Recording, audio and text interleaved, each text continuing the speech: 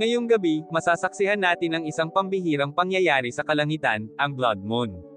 Isang gabing tila ba may dalang hiwaga, takot, at para sa iba, swerte.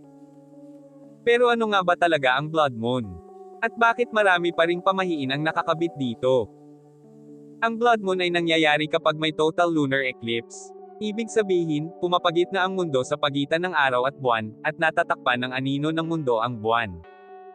Habang dumadaan ang liwanag ng araw sa atmosfera ng mundo, ang kulay asul ay nasasala, at ang kulay pula ang nananatili.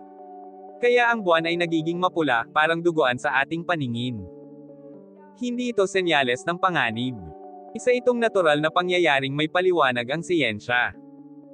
Ngunit bago pa man ito maipaliwanag ng agham, may sarili ng paniniwala ang ating mga ninuno. May mga nagsasabing ang pulang buwan ay babala ng sakuna.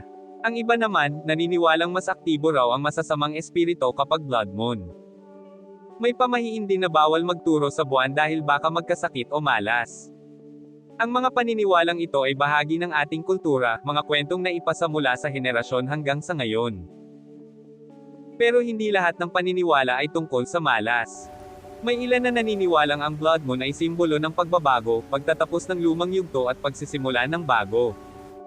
Sinasabi ng iba na magandang panahon ito para mag-wish, magpakawala ng negatibong enerhiya, at mag-set ng bagong layunin. Sa huli, ang blood moon ay hindi lang tungkol sa pamahiin o siyensya.